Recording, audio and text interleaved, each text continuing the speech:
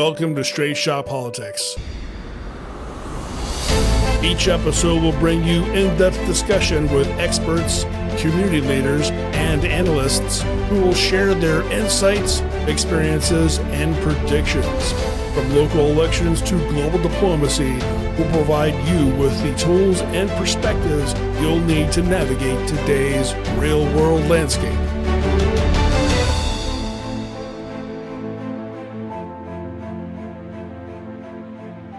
Welcome to Straight Shot Politics. This is Michael Nash. And I am Lisa Chafee. And this is the continuation of our conversations from 2024 Union County Farm Fest. We had so much content, we had to make multiple episodes.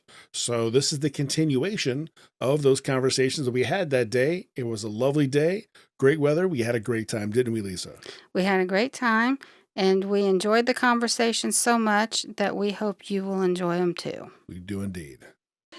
Welcome to our friend Brian Garvine, who's running for State House of Representatives District 10. 10, right? I can't get the numbers straight. There's too many. How are you doing? Yes, indeed. Good. It's great to be out here today with so many people. It's a great day. So it's been a few months since we spoke. We had you in studio, actually. Correct. What's been going on since then? What are you working on? Yeah, we've been doing a lot of door-to-door, a lot of events and so forth. In case people aren't familiar with it, the 10th District is all of Grove City. It's a little bit of what I would consider the South Hilltop area, a little bit of German Village, and a little bit of Obetz. And we've just been meeting with as many people, getting as many endorsements from groups and politicians as we can. And we've also obviously been doing door-to-door and hitting the local events and so forth. So we're just been pounding pavement. So when people answer the door and you introduce yourself, what is your reason that they should vote for you over your opponent? Whose name shall not be mentioned? Yeah. Several. Well, it's right now. It's a Republican district. Dave Dobos is doing a great job. We want to keep it that way. I would say on a larger scale, there's a good chance this could be the only Republican seat in Franklin County. Right. And it's very important to keep that Republican representation. Not only that, I've experience. I served 3 terms in Village of Asheville Council, so I've got political experience and so forth. And I think.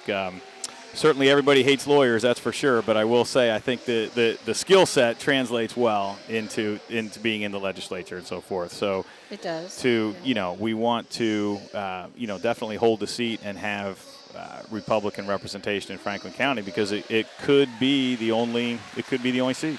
Hopefully it's not, but it could be. Okay. So what is your official platform? What are your 3 biggest things that you want to accomplish and work on? Well, probably the biggest thing, or one of the biggest things, is housing. We've got, there's so much growth and development in Central Ohio. Senator Reynolds led up a really nice housing study and so forth. And I saw that. Yeah, and really in my district, there's just with all the growth and development, we've got to get affordable workforce housing and so forth. Yes. Obviously, the economy overall, we want to continue to, work on continue to work on tax breaks. I mean, we've consolidated some tax brackets, which helped a lot, reduce some tax rates. I think we need to explore elimination of the state income tax. I think that, that will help. Obviously, economic development, we want to support programs like the Tech Cred program and so forth so that our workers will stay and live and work in the district. Education and education choice are huge as well. I would definitely say those 3 things. And safety too. I will say safety is a big issue, particularly in my German Village area. There's been an uptick in crime, particularly with youth crime and so forth. And I mean that's everywhere.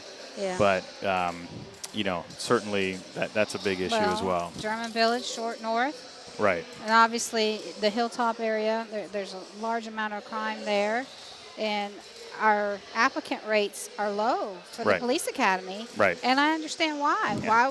Why would I, if I wanted to be a police officer, why would I want to put my life on the line every day for people? I can't do my job. I'm handcuffed. And not only that, if I do make an arrest, especially if it's a person of color, the chances of them getting released without ever being held accountable for the alleged crime is pretty high.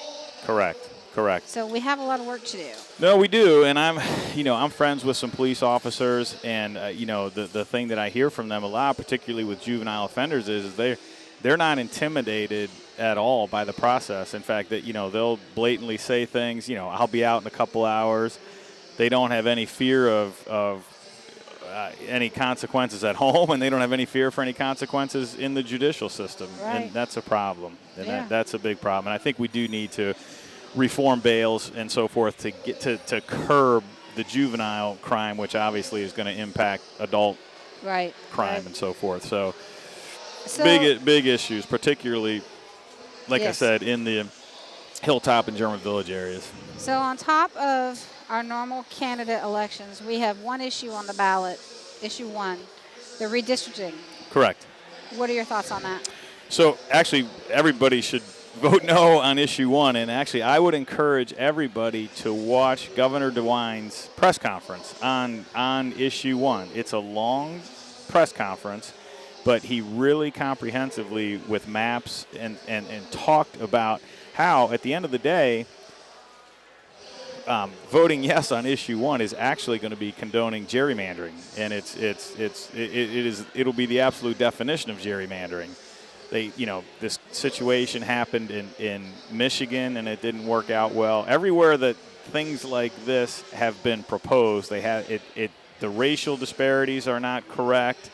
It doesn't work. Well, and for our listeners, what happened in Michigan was they did exactly this. They developed a commission to draw the lines, and what ended up happening was all of the black Democrats that were currently in office were replaced by white Democrats. Correct. So there was no minority representation in Detroit. Exactly. Right. And as I understand it, there is a black coalition coming down from Michigan to help campaign to vote no on issue 1. So I hope people will listen. That's my understanding as well. Yeah. That's my understanding as well. So I would encourage everyone to, because Governor DeWine really did a nice job laying it out. It is Yeah, a long he press did. conference, but it's worth a listen. Yeah. One last question. So early voting starts October 8th. Protect your vote. What is your message to people to encourage them to vote early? Oh yeah, no, people should vote early. It's an efficient way to vote. I highly encourage people to vote early if they're able to do it. It's an efficient and easy way to vote, and they should take advantage and do it. Register to vote and vote. And what I've been telling people is, poop happens, so don't wait till the last minute. Right. Just go ahead and get it done. Get her done, as Larry the Cable Guy would say. Right. And that way on Election Day, once the polls close, you can relax. You got your vote in, it was Right. counted, and you protected your vote. Right. The earlier you vote, typically the lines are the least and so forth. So it's easy. And I agree with you. Just knock it out. Just Get knock her it out. done. Just Get it done, Get her done. Yep. All right. just knock it out. Well, and some exciting news on that front. The first 2 weeks of early voting in Franklin County, we are declaring as Republican early voting day. So we are going to be en masse at the Board of Elections encouraging Republicans to come out and vote early. It's going to be safe. It's going to be fun. We're going to have various candidates there. I think you're going to be there for one day. I just don't know will which be. one yet. And I we're will working be. on that. So I got to give you some signs too. we need some signs. So Some signs. yeah, all right. It is a sign, actually. All right, so everybody vote. If you're in the Southwest City area, vote Brian Garvine, State Rep, District 10. Brian, thank you for joining us. Thanks for having me. I Thank appreciate you, it. Ryan. Appreciate it. Thank you. Thank you.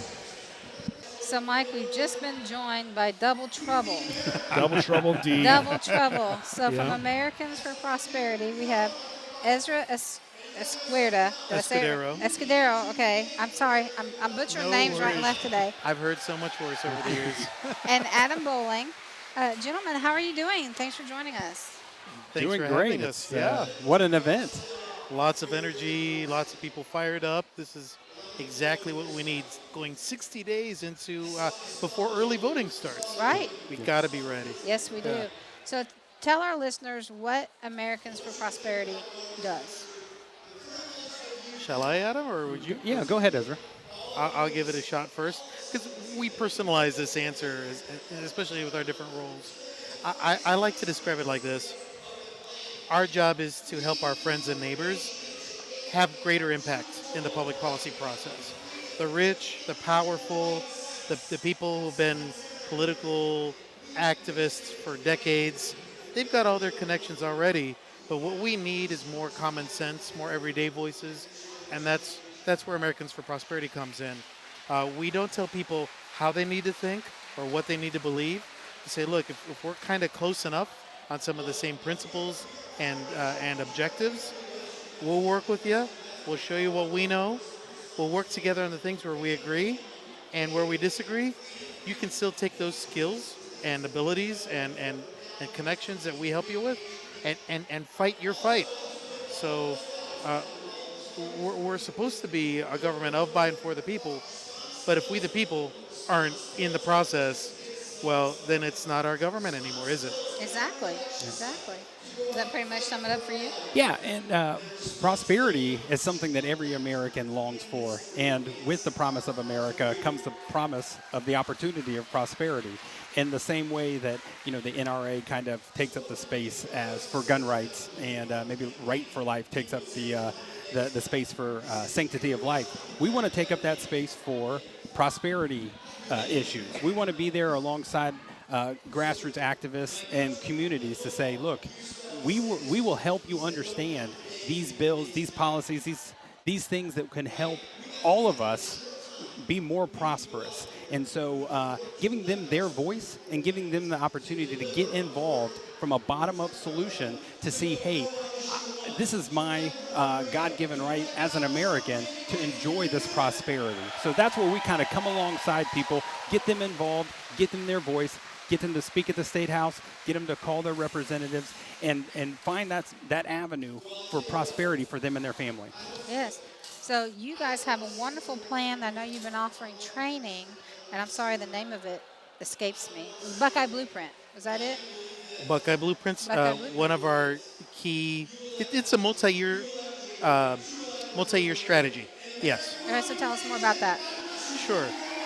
What we do with Buckeye Blueprint, it's about building a better Buckeye state, right? For so many years now, Ohio's been mediocre, average, middle of the pack. Why aren't we enjoying some of the economic growth and dynamism of Florida, Texas, Georgia, Tennessee, right? My family immigrated to the United States from Mexico. And as I like to joke, my parents didn't come here for the weather, right? In the 70s, there was tremendous economic opportunity here in Ohio. That's what brings people in, and regardless of the weather. And when that opportunity isn't there, when we're mediocre, we're losing, right? We're losing relatively compared to other states. So Buckeye Blueprint has 4 premises, right? 1, we want better champions at the State House, better, more principled elected officials who are going to do what they say what they do, and are going to be principle-based. None of the cronyism that we've been seeing, especially at the State House lately, even with the governor, lots of different things.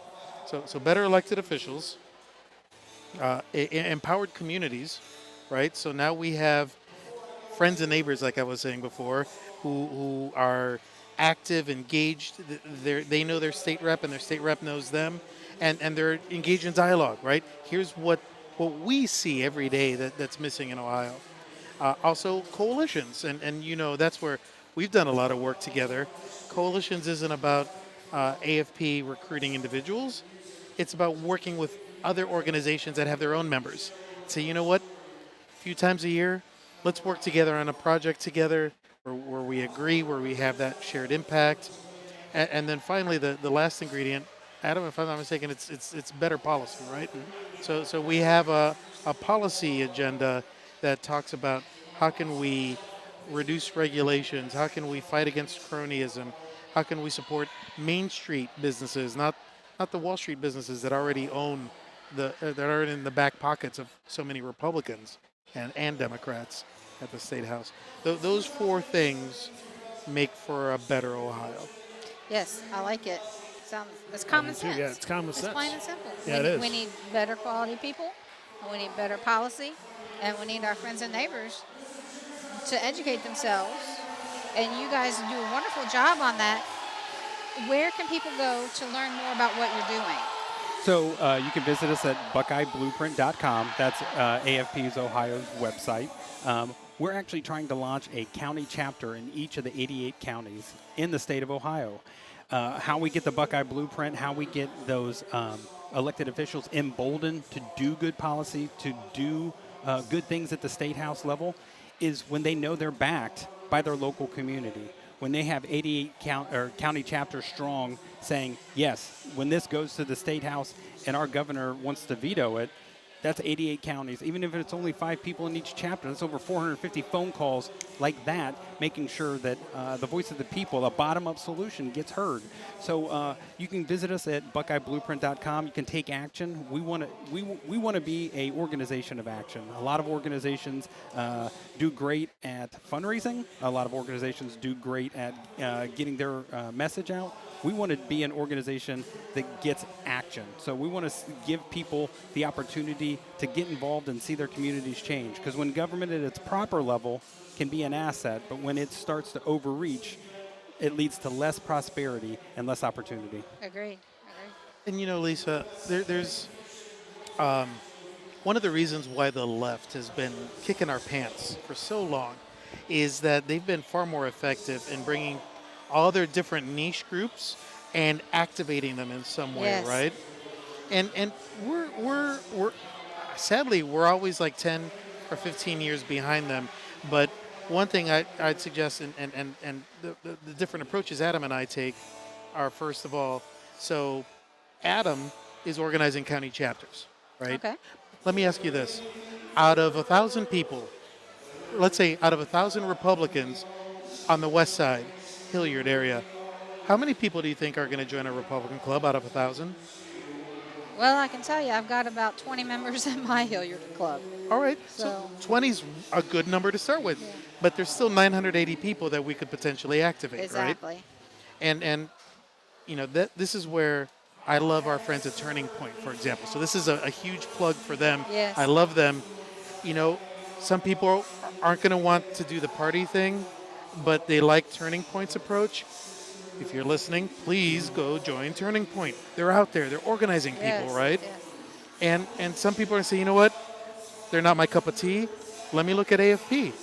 Come join us, too. Right now, if we can add to your 20 and they get 20 or 30 people more, with Adam, 20 or 30 people more can join AFP. And then me on the coalition side, so you know what? Let's do a joint event with your Republican club. Let's see if we can get your 20 up to 30 or Right. 40 or 50. Yeah. Now we're 100 out of 1,000 organized. They don't all have to wear all of our same colors, but if we all have the common goal like this year of winning for Bernie, right, and winning down ticket, and fighting against another crazy constitutional amendment, Yes. right? The redistricting amendment. Yes. That's how we're gonna stand up more people to fight.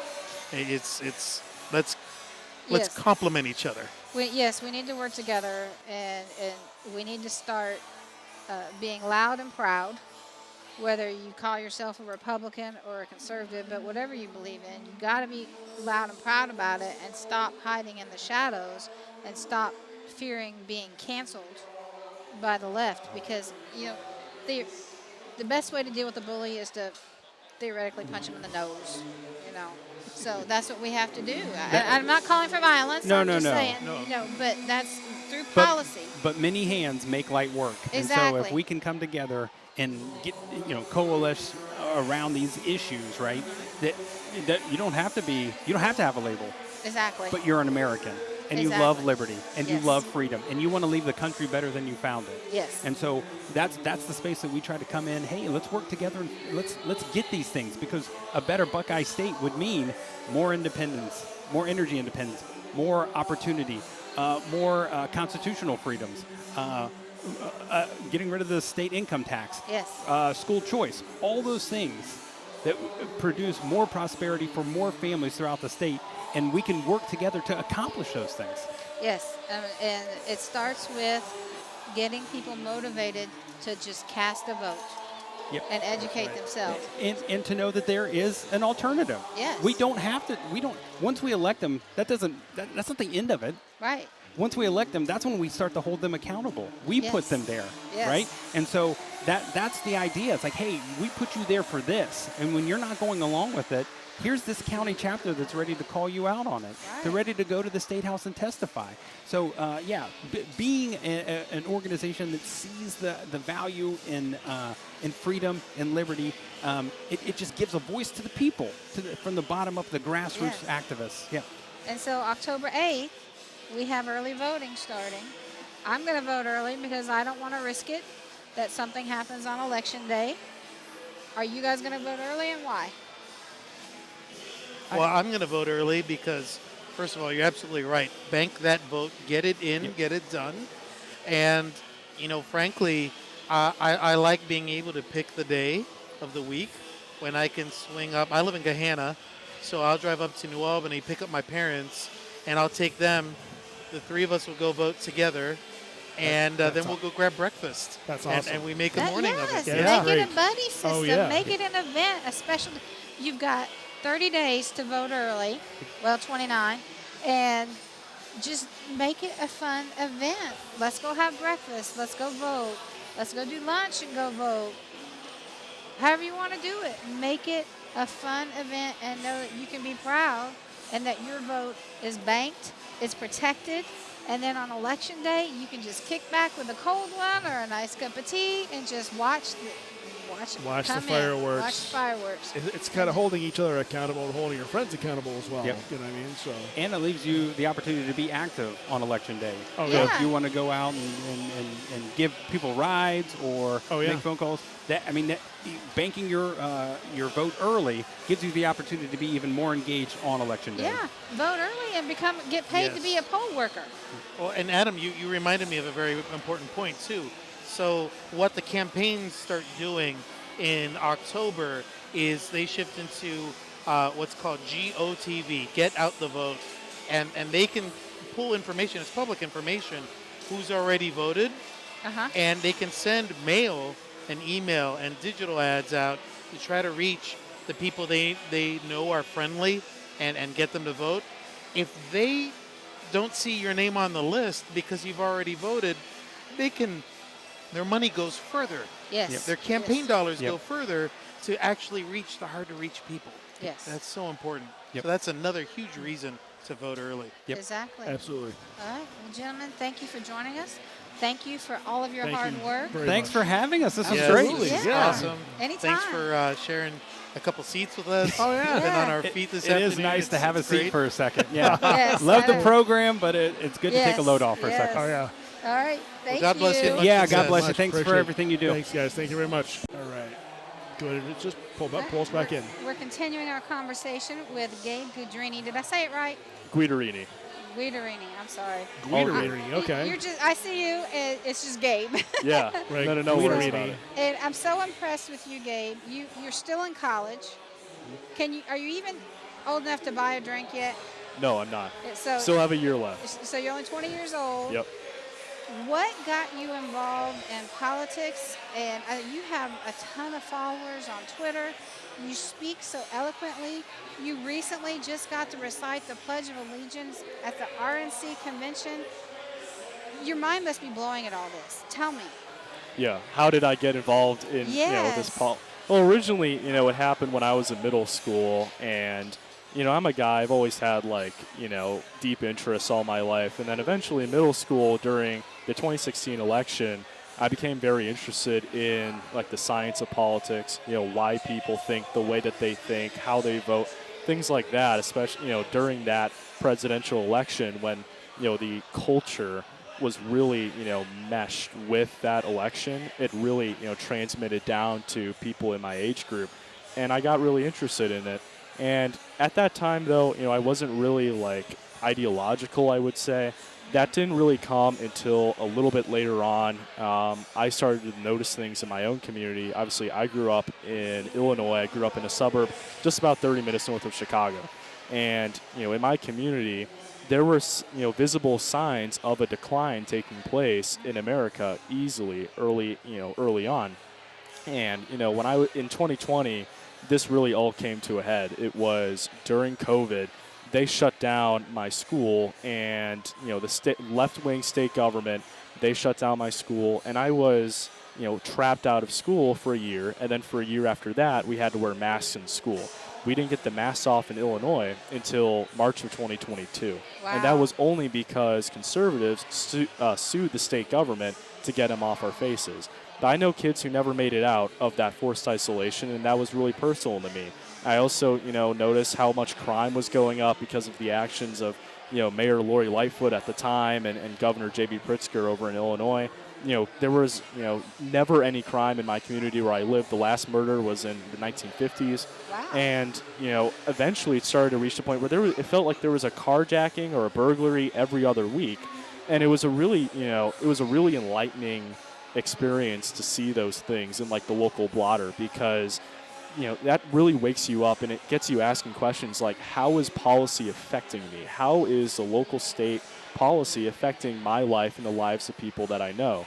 And it was from those conclusions that I drew that I became a conservative, and I did that in spite of the circumstances that was around me. I grew up in a house where MSNBC was often playing in the background, and so I had to listen to the arguments made by people like Joy Reid and Rachel Maddow and the like. And I became a conservative anyway because I saw how the policy affects me. So now you're still in college. Yes. What are you majoring in? Political science. Of course. Yeah. I suspect someday we're going to see you up there running for Congress or Senate or I maybe don't even know. president. I don't know. It's a long time from now. You're working for Turning Point Action. Yes. Tell us about that and what your role is. Yeah, so Turning Point Action, we are Charlie Kirk's group. We're a wing of Turning Point USA. We're technically a separate organization. Turning Point USA, they're the 501c3 nonprofit, and they focus on helping get students out, helping with, bring a conservative ideological change among high schoolers and college students. They have the chapters and that sort of thing. With Turning Point Action, we were initially founded in 2016 as Students for Trump, and then we were assimilated into the Turning Point Network and became Turning Point Action. We're a 501c4, which means that unlike Turning Point USA, we can actually affiliate and work with Republican Party and candidates and people like that. And what we're focused on this year is Republican turnout, essentially. And what we're doing is we're trying to bring together people and bring, coalesce grassroots efforts and coalesce grassroots activism in key areas where we feel like it's going to make a difference. Because we look at the data, there's a lot of Republicans who aren't getting out to vote this year. And what we're trying to do is make sure that all those people get out to vote. A lot of groups, they're focusing on the persuasion, right? AFP, a lot of other groups, they're focused on, helping win over moderates and independents and getting them to vote for Republicans over Democrats. But if we don't have our bases covered, like with the conservative base, and we don't have conservatives who actually are dissatisfied with the current administration and who like President Trump, if they're not getting out to vote, anything we do from there on out is moot.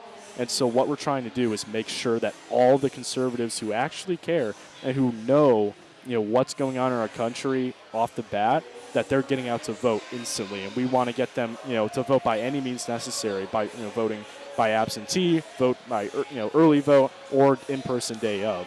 And so what we're doing is we've identified around 800 precincts in the state of Ohio where we've identified using data that the Republican population of these precincts is not getting out to vote at the, nearly at the statewide average.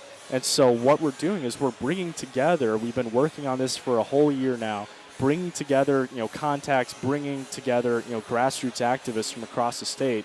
And we're going to, we're doing our Super Chase program, Chase the Vote program, where we launch our Super Chase rallies. And these are door launches where we bring together food and guest speakers, and we empower people with resources to be able to get out the vote in their local neighborhood among their friends, their family, their neighbors. And that's going to be the key for us. That's what we're doing all this fall. We're going to be doing in all 88 counties around Ohio, and we also operate in all the other swing states and stuff like that. And so what we're really, looking at is how many Republican voters can we contact. And to do that, we've created our Turning Point Action app. Many people have used Campaign Sidekick or i360. Those are the standard applications for door knocking and stuff like that. We create our own app for it, and it's revolutionary in the sense that You don't need a supervisor to hand down the data to you. Right. You can literally click a button on the app, and it will show you all the Republican voters in your local area, and you can go knock on their doors. You can call them using the app. You can text them using the app. After you've knocked on somebody's door, you can follow up with them by text or by phone call after the app, because it stores that information, that voter's information, in your app after you've already knocked on their door. It also works as a voter registration tool. You can literally open up the app, they'll fill out the thing online, and we'll send that data directly to the Board of Elections, where they pair that up with the residency data, and they'll be set to go. And so what we've done is we've created essentially a super weapon for helping get out the Republican vote. And in order, that's really what we need, and what we're focusing on is helping get people equipped with this app, getting people to our Super Chase rallies, and helping empower them with those resources so that all of us collectively, we can make that difference. The Democrats, they have the money advantage. They have the advantage that they have all the institutional support. They have the money. But what they don't have is the people. They don't have the people with them. They don't have the manpower. They don't have all these people who are willing to volunteer their own time to help save our country. And that's what we're tapping into. We're making it as easy as possible for local folks to do the right thing and get involved to help, send President Trump our electoral votes, help retire Sherrod Brown finally and replace him with Bernie Moreno, and help elect local Republicans and elect conservative justices and things like that. And so that's our main thing that we're doing, and we don't want what happened last year with issues 1 and 2, with conservatives not getting out to vote on the issues that actually impact them, because we didn't have messaging and we didn't have the organizational support to be able to let them know what was going on. We don't want that to happen again. And so we're going to make sure, and we're working this year to make sure that that does not happen again. Yeah. I actually downloaded that app myself, and I downloaded it pretty easily. And it works really well, and I appreciate that. You showed me I think a couple weeks ago you showed it to me, and I downloaded it, and it works really well. Yep, absolutely. Well, and the other thing we need to get Republicans to remember is we cannot become complacent. Yep. 2 years ago, we were supposed to have the red wave, and it didn't happen because I think too many Republicans thought, it's a sure win. They don't need my vote today. I'm tired. Yep. I don't feel like going out. We need every single Republican to go vote. Yes. And early voting starts October 8th. Take advantage of it.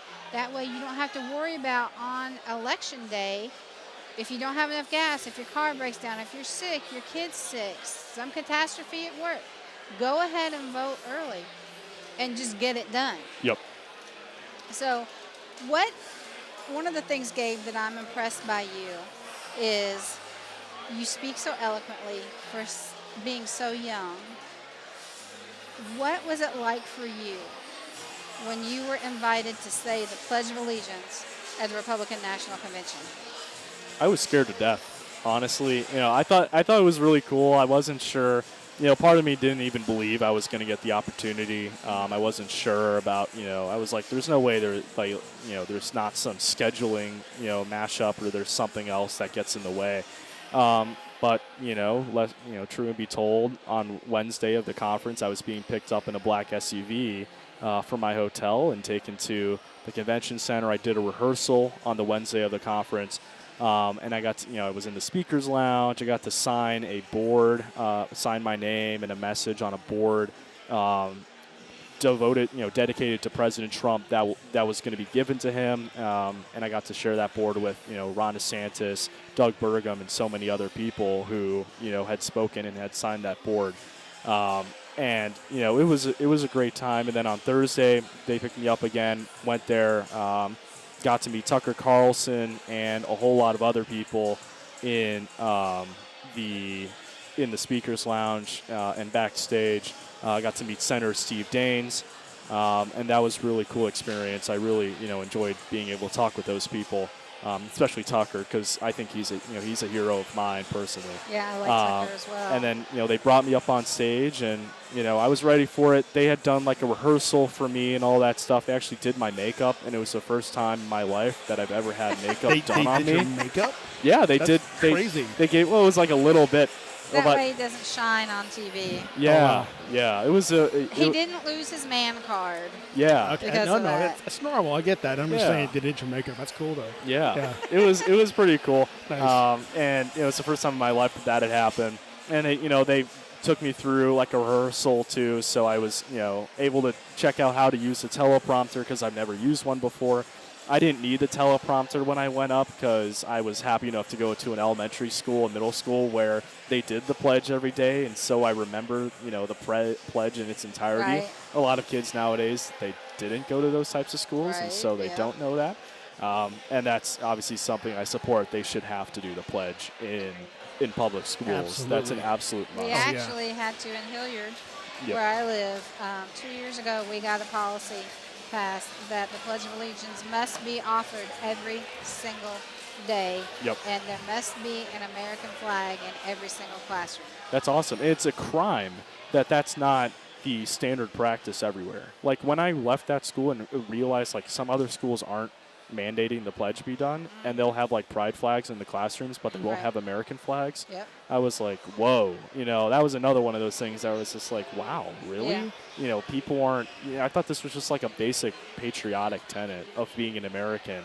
And, it's just important that, we're not exposing kids to, be disdainful for our Right. country. We wonder why that's all happening. It's because of stuff like that. Yeah. What is the atmosphere like on your campus? Now, I honestly don't know where you go to school. If you feel comfortable with saying, I go that's to fine. University of Dayton. Okay, you're at the University of Dayton. What is the atmosphere like? People know you're with Turning Point, that you're a conservative. Are you Yep. treated horribly? Yep, I'm not treated horribly. I feel very comfortable on that campus. I'm pretty publicly conservative there because I'm, president of the College Republicans on campus, and so I'm responsible for most of the Republican organizing on that campus. I'm also a member of the Turning Point USA club that they have on that campus, and it's a really it's a nice campus, and the student body is very conservative. Generally leans more conservative because it's a Catholic school, and that's kind of the Okay. clientele that goes there. Well, that makes sense. Yeah, the faculty is more left-leaning, but they haven't been really confrontational. They haven't been, problematic at all. They're very respectful people. You're not even getting bad grades, are you? Because no, they don't like what you have to say? no. Hey, if I wasn't making good grades, I wouldn't be there today in my junior year. So Yeah. they're crazy. not Yeah. flunking me out. Oh, good. Glad to But hear that. the student body there is very conservative, but the thing is that a lot of them are just not motivated to get out and get active in politics. Dayton's a party school. It was ranked by, I think Yeah. it was Wall Street Journal was like number 19th party school in the country. Wow. And so, most of these kids who lean more conservative, they don't want to get active. They mostly want to drink. They mostly want to have a good time. And I get that. Yeah, I There's do time too. for that stuff. But, it's important to remind people in my age group, like, what type of country are your children and grandchildren going to grow up in? Right. Is it going to be a country where they're, where there's prosperity, where they are, really successful? Or is it going to be a country where they're restricted from doing a whole lot of good things that their parents and grandparents had the opportunity to be able to do? Exactly. And it's about, helping young people recognize the stake that they have in the future of this country and help them to seize that. Like, Yeah. that's their birthright. And they need to make sure that, what we're doing with the College Republicans on campus is helping get those young people active in politics and helping, instill those values within them. And it's not just young people. It's other Republicans, middle-aged like me. I'm about to turn 53. That I say to them, be loud and be proud. For so long, the last few years, we've been afraid to speak up because we're afraid of being canceled. Yep. And the left is really good about that. We've seen horror stories of people popping their knuckles, and it looks like they're making a racist sign, and someone happens to, right that instant, catch it, take a picture. Or when I was running for school board, I had people find out where I was working and tried to get me fired because they didn't like my beliefs. And we have to stop being silent. Yep. We have to be brave. We know there's a risk. There's always going to be some stupid person willing to cause harm to somebody because they just don't like what they believe. But if we don't stand up and be loud and be Yep. proud and fight for our beliefs, fight for our Constitution, fight for our country, then we are letting everybody down. Amen. So we all have to do that. Gabe, what's next for you? I know you go back to school in a couple weeks. Yep. What's going on? Is it senior year? Junior year. Junior year. Okay. Oh, So, wow. so almost a little more than halfway through. I just keep working with Turning Point. Keep serving as vice president of the College Republicans at the national level, which is what I've been doing. Actually, just got promoted last month to vice president of Congratulations. the College Congratulations, yeah. of the College Republicans of America. That's awesome. And also doing College Republicans locally at the school. And so, I'm just going to keep doing that. Try to, make time for everything that I got going on, and keep churning out. Chasing the vote with Turning Point Action. That's what we're going to be doing from now until November, nonstop every day. Well, I am very proud to know you. Keep up the good work, and thank you for joining us. Thank you. Thank you so Thank much for having me Appreciate it. on. Thank you very much. We truly appreciate the Union County Republican Party for allowing us to be at the 2024 Summer Farm Fest. We had many fantastic conversations, didn't we, Michael? Oh, gosh, we did. We sure did. Yes, indeed. We recorded about 2.5 hours of content that day. That's a lot of content. It's a lot of content. Too much for one episode. Yeah. Too much to digest Well. there. So we're going to break it into 3 episodes. Probably 3 or 4, yes. Yeah. Yeah. So if you want to follow along, listen to all the great speakers. We had Keith Faber, our wonderful state auditor, the former Union County Chair, Gary Conklin, and Bikers for Trump. Bikers for Trump. They're the bomb. Those guys are great. Yep. We also had TV personality Mehek Cook. We had Gabe Guidarini from Turning Point Action. Also had Ezra and Adam from American for Prosperity. And many more. Many more. Many more. Many more. Lots of great commentary. We and did. it was a lot of fun. It was. So again, several more episodes to come, and you can find us on YouTube and Facebook, Straight Shot Politics. Straight Shot Politics.